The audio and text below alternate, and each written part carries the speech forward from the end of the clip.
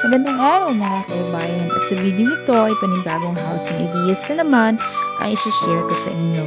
Ang bahay na ito ay pinag-share at ipinost sa social media ni Miss Lorraine.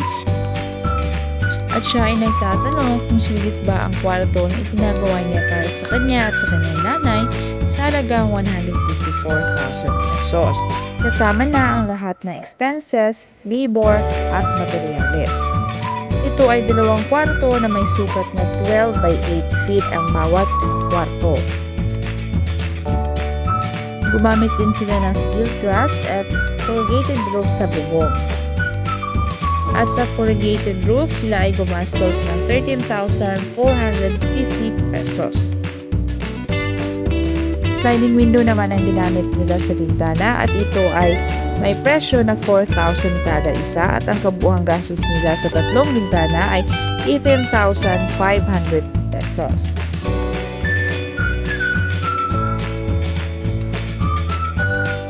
₱5,500 naman ang kabuuang gastos niya para sa pintuan.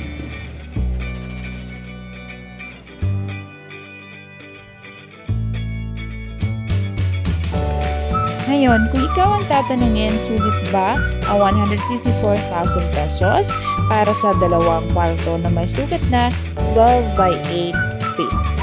Para malaman natin ang inyong sagot, comment down below and please subscribe to my YouTube channel.